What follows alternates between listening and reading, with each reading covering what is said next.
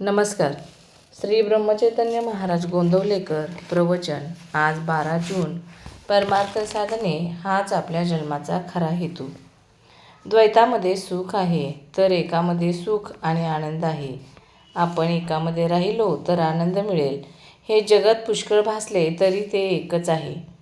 प्रपंचाच्या 10 दिशा आहेत, पण परमार्थाची मात्र एकच दिशा आहे.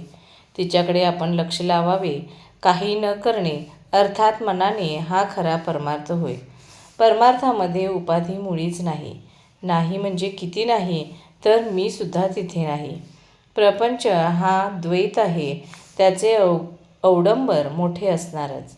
आपल्याला आपल्या जगण्याच्या अंतिम हेतू जोपर्यंत कळला नाही तोपर्यंत प्रपंच करणे हेच ध्येय आपण समजतो. वास्तविक मनुष्य प्राणी हा देह आणि मन दोन्ही मिळून आहे, म्हणून त्याने ऐहिक आणि पारलौकिक दोन्ही गोष्टी साधल्या पाहिजेत. परमार्थ साधने हाच आपल्या जन्माचा खरा हेतू आहे.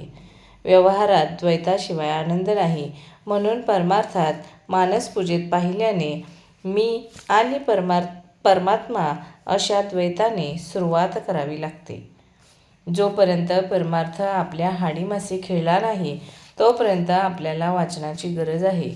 त्यापासून साधनाला जोर येतो. मन भगवंताकडे गुंतविण्यासाठी काय करावे हे पाहावे. एक बाप आपल्या मुलाला पोहायला शिकवित होता. बापाने मुलाला पहिल्या प्रथम घोट्या इतक्या पाण्यात आणले, नंतर ढोपरा इतक्या पाण्यात आणले, नंतर थोडे आणखी पुढे आणले आणि एक दिवस त्यांनी मुलाला पाण्यात खेचून घेतले.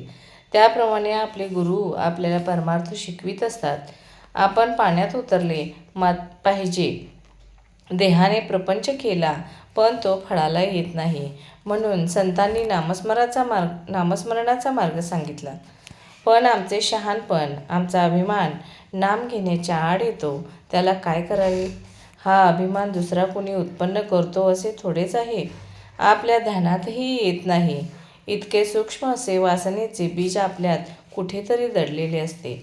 त्यामुळे लौकिकाची अभिलाषा सुटत नाही. याकरिता संतांनी एक मार्ग सुचविला आहे आणि तो म्हणजे नामस्मरणात राहून विषयाची उर्मी उठू न देणे.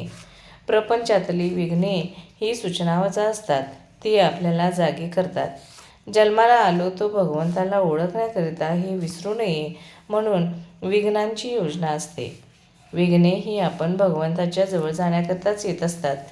तेव्हा त्यांना न घाबरता भगवंताच्या नामातच स्वतःला विसरून जावे, हाच परमार्थाचा सोपा मार्ग आहे. धन्यवाद.